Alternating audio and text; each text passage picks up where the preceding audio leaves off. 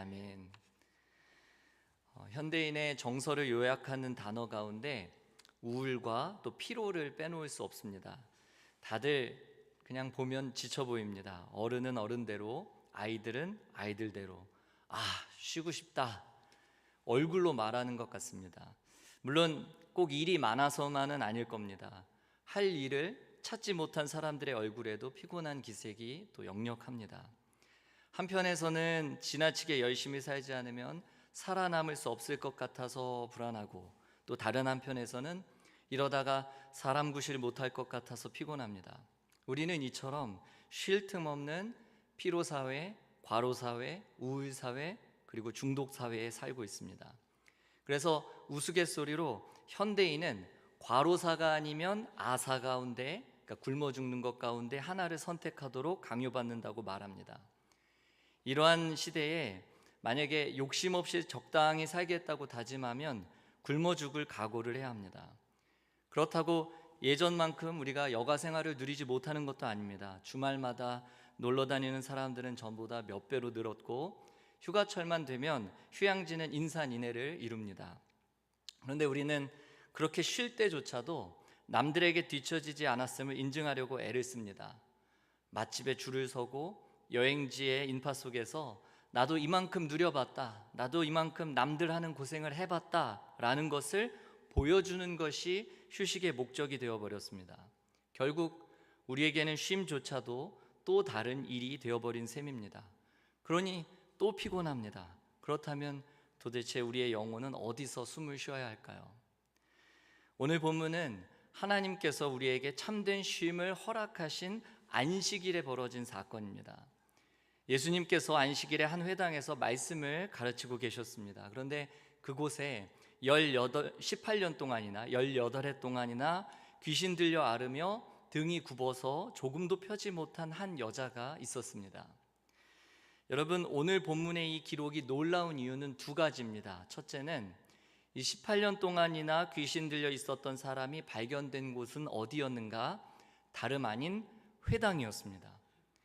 유흥가도 아니고 마약 파티가 펼쳐지는 클럽도 아닌 하나님의 말씀이 24시간 울려 퍼지는 회당에 무려 18년 동안이나 귀신 들려 고통받는 사람이 있었다는 것은 아이러니가 아닐 수 없습니다. 귀신들이 우글거리는 방탕하고 악한 세상이 아니라 말씀으로 가득한 회당에 귀신 들려 고통받는 사람이 있었다는 것은 지금 이 회당이 회당으로서의 기능 자체를 상실했음을 보여주기 때문입니다. 매주 넘치는 예배, 간절한 기도, 수많은 찬양, 엄청난 경건의 훈련과 형식들이 이 회당 안에 가득했지만 그 공동체는 귀신 들려 고통받는 사람, 그것도 무려 18년 동안이나 꼬부라져서 조금도 허리를 펴지 못했던 이 절망적인 인생에게는 그 어떤 생명의 능력도 흘려보내지 못하고 있었습니다. 어쩌면 이 회당에는 너무 많은 예배와 모임 때문에 상대적으로 귀신 들려서 고통당하는 영혼을 신경 쓸 그런 여유조차 없었을지도 모릅니다. 일주일 내내 일과 사람에게 치여서 하늘 한번 올려다보지 못하는 사람들이 주일날 교회에서 누구를 돌아볼 정신이 있겠습니까? 출근하고 야근하고 집에 돌아와 쓰러져 잠들고 그렇게 다시 출근하는 한 주간의 삶 속에서 주일에 단 1시간도 예배드릴 마음의 여유가 없는 사람들이 자기 영혼도 건사하기 힘든데 누굴 살피고 누굴 챙길 수가 있겠습니까? 밤 늦도록 일하고 집에 와서도 내일에 대한 염려 때문에 잠들지 못하고 사랑하는 가족마저 귀찮아진 여러분에게 과연 18년간 귀신 들려 고통당하는 사람을 돌아볼 여유가 있기는 합니까? 아니면 혹시 18년간 귀신 들려 꼬부라져서 고통당하던 그 사람이 바로 여러분은 아닙니까? 회당은 이 예배의 내용을 담기 위한 형식에 해당합니다. 한마디로 형식은 내용을 담기 위한 그릇입니다. 그렇기 때문에 형식이 없으면 내용을 담거나 보존할 수 없습니다. 그러나 진짜 무서운 것은 합당한 내용이 없어도 그저 형식만 덩그러니 존재하는 일이 얼마든지 있을 수 있다는 사실입니다. 이날 예수님께서 말씀을 가르치셨던 이 회당은 그야말로 내용은 다 빠져버린 껍데기에 불과한 종교 생활을 의미합니다. 여러분, 이 18년 동안이나 귀신 들려 고통받던 사람이 그날도 18년째 한결같이 회당을 찾은 이유가 무엇일까요? 그 회당이 마땅히 담아내고 있어야 할 내용을 기대했던 것이 아니겠습니까? 나의 몸은 비록 귀신 들려 이토록 고통받고 있지만 하나님의 말씀이 울려 퍼지는 이 회당에서 언젠가는 하나님의 은혜를 경험할 수 있겠지 하는 기대가 그에게 있었던 것 아닐까요? 그러나 그 기대는 오늘도 무려 18년째 산산이 깨어지고 있었습니다.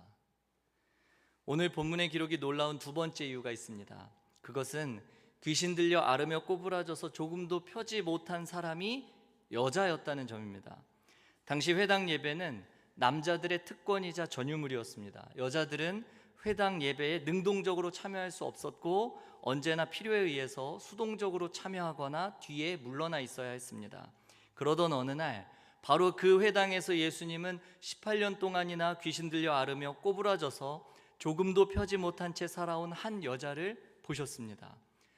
오늘도 여전히 18년째 헛된 기대와 희망을 품고 그 회당을 찾았을 이 비참한 여인의 삶이 예수님의 눈에 보였던 것입니다.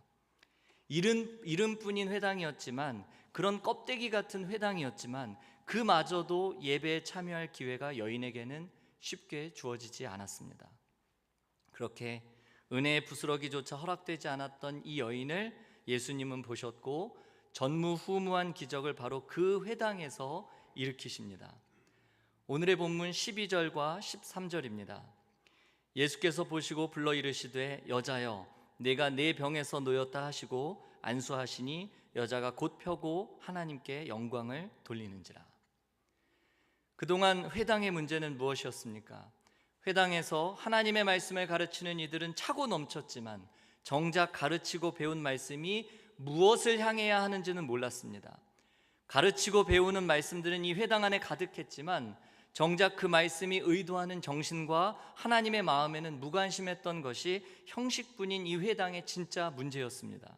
그래서 예수님은 형식뿐인 이 회당과는 달리 18년째 귀신 들려 꼬부라져서 조금도 펴지 못한 여인을 생명의 능력으로 고치시고 회복시켜 주십니다. 그런데 하필이면 여인을 고치신 날이 안식일이었습니다. 안식일 전날도 있고 안식일 다음 날도 있는데 왜 하필 주님은 안식일에 병을 고치셨을까요? 바리새인들과 사두개인들이 사사건건 트집을 잡으려고 예수님의 일거수일투족을 노려보고 있다는 사실을 뻔히 아시면서도 어째서 굳이 안식일에 병을 고쳐서 이 시비를 자초하신 걸까요? 근데 여러분, 사실 예수님은 안식일이었기 때문에 이 일을 행하신 것입니다. 한마디로 예수님은 의도적으로 안식일에 이 기적을 일으키셨습니다. 여인을 고치신 이 사건을 통해서 안식일의 참 의미와 진정한 쉼이 무엇인지를 사람들에게 그리고 우리에게 가르쳐주고자 하셨습니다.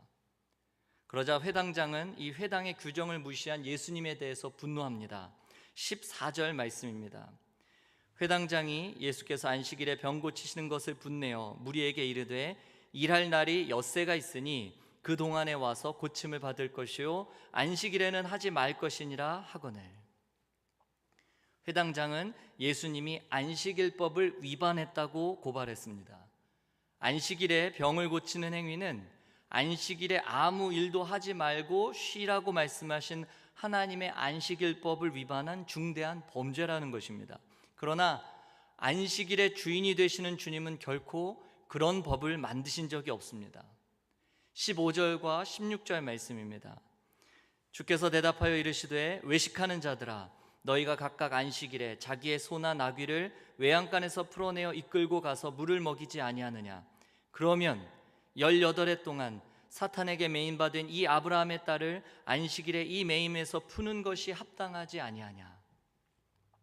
예수님은 형식만 남고 내용이 빠져버린 이 회당과 그 회당을 장악한 종교 권력자들을 향해서 외식하는 자들, 즉 위선자라고 말씀하십니다. 18년 동안이나 귀신 들려 앓으며 꼬부라진 채 조금도 펴지 못했던 여인이 무려 18년 동안이나 그들의 눈앞에서 고통당하고 있는데도 안식일법이라는 종교적 신념에만 사로잡혀서 여인의 고통에 무관심했던 이들은 그야말로 외식하는 자들이었습니다. 날마다 회당에서 거룩함과 정의를 외치고 있지만 그처럼 고통당하는 여인을 고치신 이 예수님을 향해서 안식일법을 어긴 범법자라고 판단하고 정죄했던 이들은 하나같이 외식하는 자들, 즉 위선자들이 맞습니다.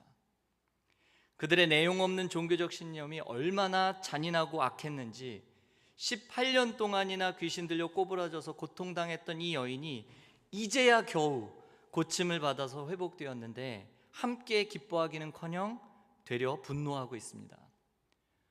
성도 여러분, 이것이 과연 분노할 일입니까? 아무리 생면부지라도 같이 기뻐하고 덩실덩실 춤이라도 추어야 할 이 기막힌 기적을 놓고도 그들은 자신들이 생각하는 안식일법을 어겼다는 이유로 오히려 예수님께 화를 내고 있습니다. 내가 안 되는 것은 참아도 남 잘 되는 것은 못 참는 게 인간이라지만 어떻게 이토록 무자비하고 또 잔인할 수 있습니까? 남자들이 종교적인 신념으로 나쁜 일을 할 때에는 그 어느 때보다도 기쁘고 철저하게 악행을 저지른다고 했습니다. 이건 제 말이 아니라 수학자 파스칼이 한 말입니다. 내용이 빠져버린 종교적인 신념이 얼마나 무서운 것인지 우리는 꼭 기억해야 합니다. 하나님에 대한 믿음의 내용 없이 내 신앙의 연륜과 예배 행위만 남아있으면 우리는 세상에서 가장 잔인한 사람이 될 수도 있습니다. 하나님 사랑은 없고 교회 생활에 대한 열심만 남은 사람들이 종교적인 신념으로 나쁜 짓을 할 때는 그 어느 때보다도 기쁘고 철저하게 악행을 저지른다는 사실 앞에 우리 스스로를 돌아볼 수 있기를 원합니다. 오늘 본문을 보면 예수님께서 안식일에 고치신 이 여인이 어떠한 상태에 있었는지를 설명하는 두 가지 표현이 있습니다. 하나는 18년 동안 사탄에게 메인바되어 있었다는 것이고, 또 다른 하나는 그 여인도 아브라함의 딸, 다시 말해서 아브라함의 자손이었다는 말입니다. 사탄에게 매여서 고통스러운 질병을 18년 동안 짊어지고 살았던 이 여인은 18년째 안식 없는 안식일을 맞이하고 있었습니다. 또한 그 여인은 아브라함의 자손으로서 하나님의 언약 백성이면서도 하나님께서 주신 그 안식을 그동안 전혀 누리지 못하며 살았습니다. 마치 사탄에게 매여서 고통당하며 살았던 여인처럼 우리 역시 자이든 타이든 그것이 내 자신의 탐욕 때문이든 혹은 세상의 탐욕스러운 구조 때문이든 무엇인가에 매인 채 조금도 안식하지 못하고 삽니다.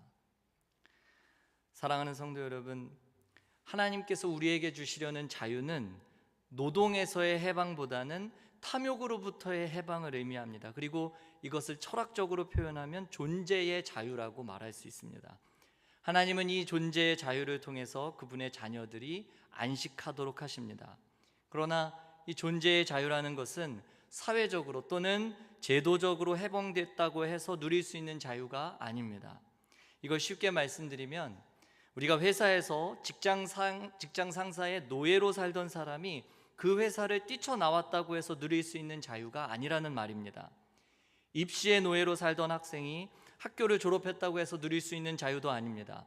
학위를 받기 위해 노예처럼 살던 대학원생이 학위를 받고 졸업했다고 해서 얻을 수 있는 자유가 아닙니다. 존재의 자유란 인간이 가지고 있는 본질적인 억압, 즉 죄로부터의 자유를 의미합니다. 오로지 무엇인가가 되기 위해서 쉼없이 집착하던 그것으로부터의 자유입니다. 이 세상에는 수많은 존재물들이 존재합니다. 그런데 그렇게 존재하는 존재물들 가운데 오직 사람만이, 유독 사람만이 자신의 무엇됨에 늘 집착합니다.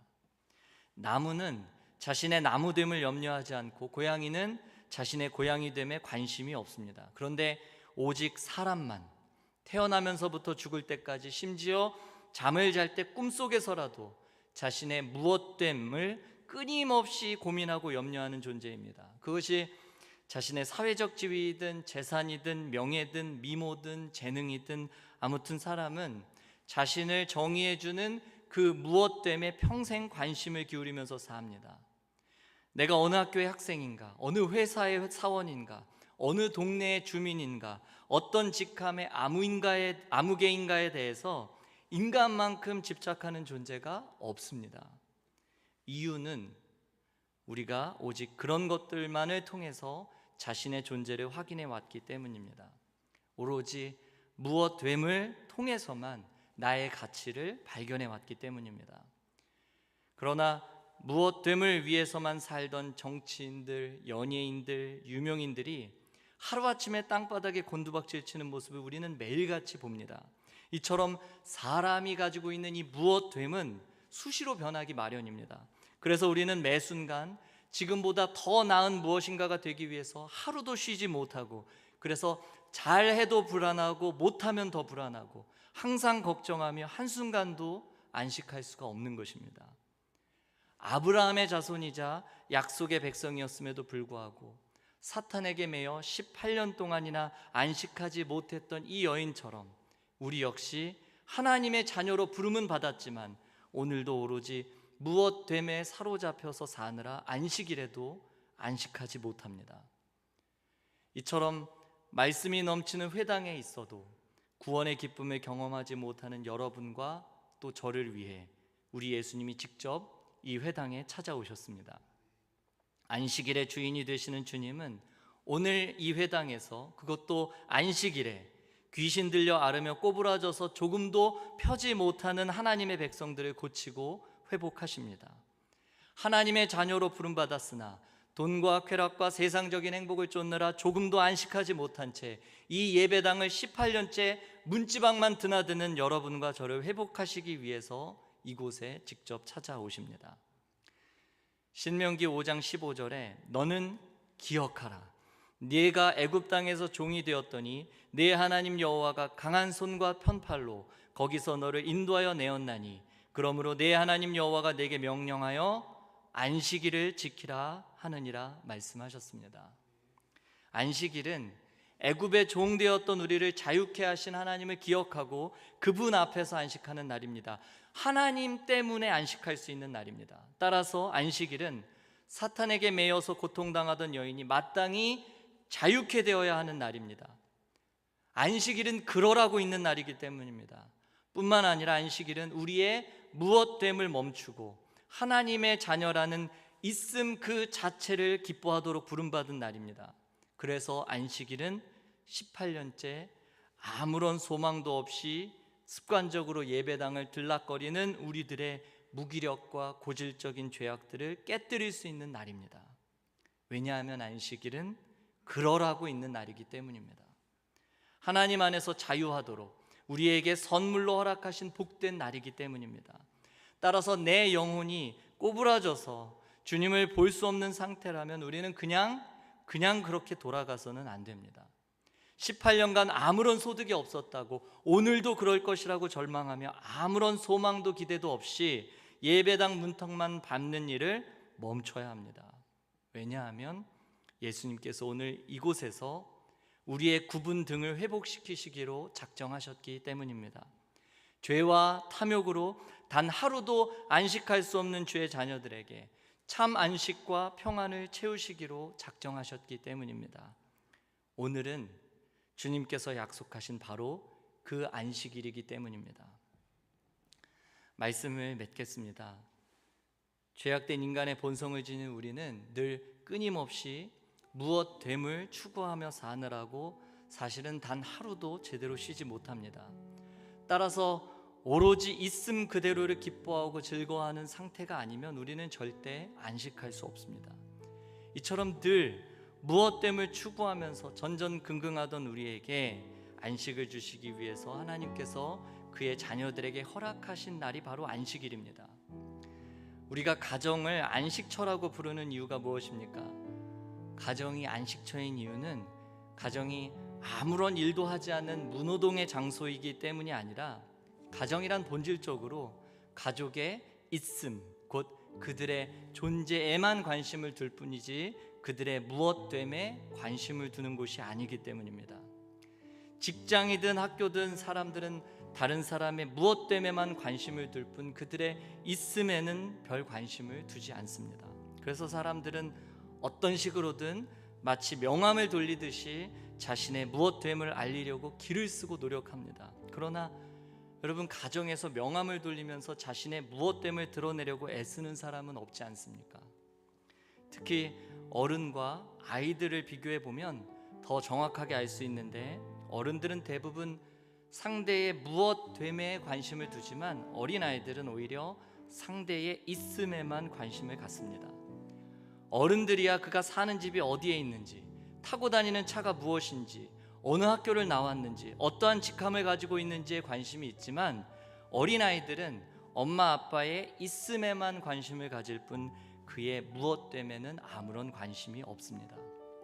아이들은 엄마 아빠가 무엇을 소유하고 있는지에 아무 관심이 없고 부모님의 사회적인 무엇됨에도 묻지 않습니다. 궁금하지 않거든요. 담임 목사인지 부목사인지가 저에게는 중요하지만 제 아이들은 제가 담임 목사인지 부목사인지 그런 거에 관심이 없습니다. 다만 잠이 들 때 곁에서 손을 잡아주며 예수님의 이름으로 함께 기도해주는 아빠를 기다릴 뿐입니다. 사랑하는 성도 여러분, 오늘 본문의 여인은 18년 동안이나 회당에 있었지만 한 번도 허리를 펴고 하늘을 볼 수 없었습니다. 그런데 따지고 보면 우리도 마찬가지 아닙니까? 더 좋은 학교, 더 높은 연봉, 더 그럴듯한 직함이라는 그 무엇 때문에 무게에 짓눌려서 우리의 영혼은 18년째 꼬부라진 채 하늘을 향해 한 번도 펼쳐보지 못했습니다. 잘해도 불안하고 못하면 더 불안한 이 피로사회 속에서 우리는 안식일에도 전혀 안식하지 못하는 불쌍한 아브라함의 자녀들입니다. 주님은 오늘 그 여인에게 그리고 우리에게 말씀하십니다. 여자여, 내가 내 병에서 놓였다. 그리고 이 선포는 여인을 억누르던 이 18년간의 저주로부터의 해방이자 너는 그냥 내 사랑받는 딸이다 라는 이 존재로의 초대입니다. 주님은 여인의 무엇됨 때문이 아니라 그냥 그곳에 있음 때문에 고치셨습니다. 바라기는 오늘 이 예배의 자리가 여러분과 저의 구분 등이 온전히 펴지는 시간 되기를 원합니다. 내가 무엇이 되어야만 사랑받을 수 있다는 거짓말에서 자유하는 은혜가 있기를 바랍니다. 어린아이가 아빠의 직함을 묻지 않고 그저 품에 안기듯 오늘 우리도 하늘 아버지의 품에 우리의 존재를 맡기는 복 누리시기 바랍니다. 안식일은 그러라고 있는 날입니다. 우리가 하나님의 자녀라는 사실만으로 충분히 행복하고 자유할 수 있는 날입니다. 18년 동안 나를 올감했던 이 무엇됨의 집착을 주님께 맡기고 나를 있는 그대로 사랑하시는 그분의 시선 앞에서 참된 쉼을 달라고 우리 기도하는 마음으로 함께 찬양 드리겠습니다.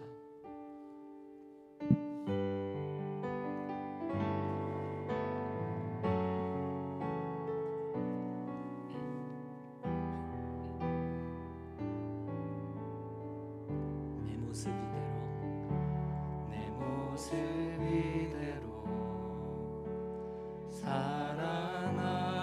사랑하시네. 연약함 그대로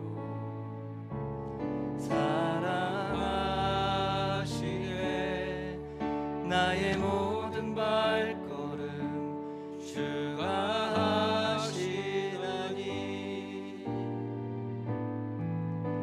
날 인도하소서. 내 모습 이대로 사랑하시네. 연약함 그대로 사랑하시네.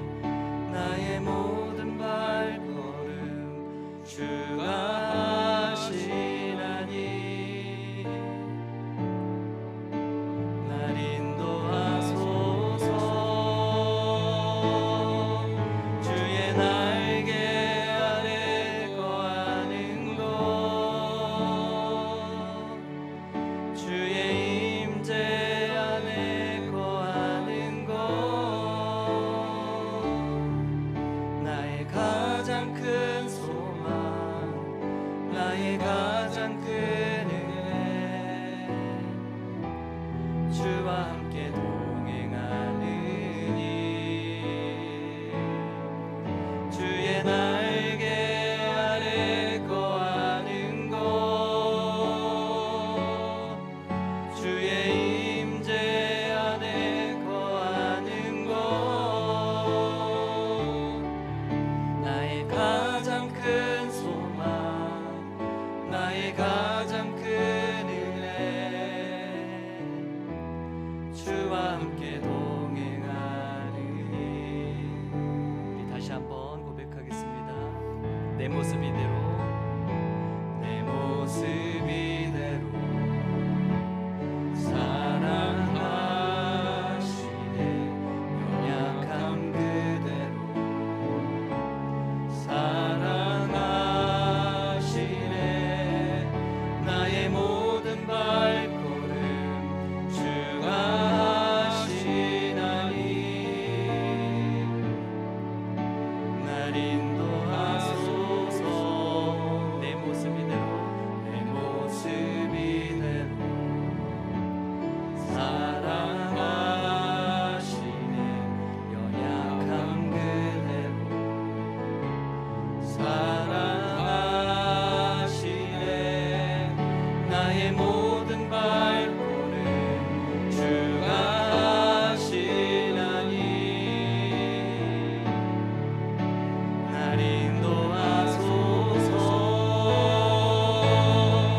주의 날개 아래 거하는 것, 주의 임재 안에 거하는 것, 나의 가장 큰 소망, 나의 가장 큰 은혜, 주와 함께 동행하느니. 주의 날개 아래 거하는 것, 주의 임재 안에 거하는 것, 나의 가장 큰 소망, 나의 가장 큰 은혜, 주와 함께 동행하느니. 주의 날개 아래 거하는 것, 주의 날개 아래 거하는 것, 주의 임재 안에 거하는 것, 나의 가장 큰 소망, 나의 가장 큰 은혜, 주와 함께 동행하느니. 주의 날개 아래 거하는 것, 주의 임재 안에 거하는 것,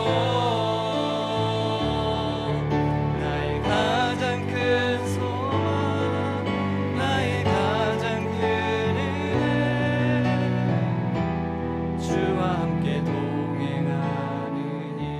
나의 가장 큰 소망, 나의 가장 큰 소망, 나의 가장 큰 은혜, 주와 함께 동행하느니. 우리 함께 기도하겠습니다. 우리 18년간 땅만 보며 등이 굽은 채 살았던 이 여인에게 안식일은 마침내 땅이 아닌 하늘을 보는 날이 되었습니다. 그리고 주님이 여인의 허리를 펴주셨을 때 그녀가 처음 본 것은 자신의 초라한 모습이 아니라 자신을 사랑으로 바라봐 주시는 예수님의 얼굴이었을 겁니다. 18년간 수많은 안식일이 있었지만 이날만큼은 달랐습니다. 무엇 때문에 노예에서 해방되어서 있음 자체로 자유를 만끽했던 이 날의 안식은 아마 평생 경험해보지 못한 큰 기쁨이었을 것입니다. 이번 주 기록적인 추위와 또 폭설이 샴페인을 덮치고 있습니다. 세상의 길은 막혔고 우리는 분주한 발걸음을 강제로 멈춰야 했습니다. 저는 하나님께서 마치 날씨를 통해서 우리에게 안식을 훈련하시는 것만 같습니다. 내 통제 영역 밖에 있는 내 삶에 어쩔 수 없는 모든 상황을 하나님께 내어 맡기고 하나님 안에서 안식하는 법을 가르쳐주고 계십니다. 우리 시간 함께 기도할 때 혼자서 다 책임져야 한다는 부담도, 나 혼자만 감당해야 한다는 외로움도, 무엇인가를 더 해야 한다는 강박도 주님께 다 내려놓습니다. 있는 모습 그대로 우리를 받으시고 구분 등을 회복시키사 하늘을 바라보게 하시는 주님을 지금 만나게 하여 주옵소서. 어린아이가 아빠의 직함을 묻지 않고 그저 품에 안기듯 오늘 이 시간 우리를 있는 그대로 받아주시는 하나님 아버지께 나아가 참된 안식과 평안을 누리게 해달라고 우리 이 시간 함께 기도하겠습니다. 살아계신 하나님 아버지, 하나님께서 우리와 함께 하시고 무엇 때문에 노예에서 해방되어 있음 자체로 자유를 만끽할 수 있는 이 안식을 허락해 주시니 감사합니다. 나 혼자서 다 책임져야 한다는 부담도 내려놓고 나 혼자서 감당해야 한다는 외로움도 주님께 맡기고 무엇인가를 더 해야 한다는 그 강박도 다 주님 앞에 맡기는 하나님 자유함을 허락하여 주옵소서. 있는 모습 그대로 우리를 받으시고 굽은 등을 회복시키사 하늘을 바라볼 수 있는 눈을 허락하시는 주님 만나게 하여 주옵소서. 어린아이가 아빠의 직함을 묻지 않고 그저 그 품에 안기듯이 오늘 이 시간 우리 있는 모습 그대로 받아주시는 하나님께 나아가서 참된 안식과 평안을 누리게 도와주옵소서. 안식일마다 이 날을, 이 감격을, 이 기쁨을 회복시켜 주시고 그래요 주님 안에서 온전히 하나님의 자녀로 살아가는 복을 누리게 하여 주옵소서. 도무지 쉼이 없는 이 땅 가운데 하나님 주시는 안식과 평안을 누릴 수 있는 우리 모든 하나님의 자녀들 될 수 있도록 주여 주께서 함께하여 주옵소서. 주께서 기름 부어주시고 함께하사 하나님이 주시는 하나님 안에서 비로소 누릴 수 있는 안식을 하나님 우리 모든 성도들에게 허락하여 주옵소서. 주님 안에서 존재의 자유를 누리게 하시고 존재 안의 안식을 누릴 수 있는 하나님의 자녀들 되도록 주님 역사하여 주시옵소서. 아버지의 품 안에서 참된 안식을 누리게 하여 주옵소서. 18년간이나 교회 문지방을 내 집 드나들듯이 다녔으면서도 허리 한번 펴보지 못한 채 무엇 때문에 집착하며 살았다면 지금 이 순간 하나님 안에서 있음 자체로 자유하며 안식하는 복 누리게 도와주옵소서. 이 안식의 날 우리를 있는 그대로 사랑하셔서 오늘도 참된 안식과 기쁨을 누리게 하시는 우리 주님께 감사드리며 예수님의 이름으로 기도드립니다. 아멘.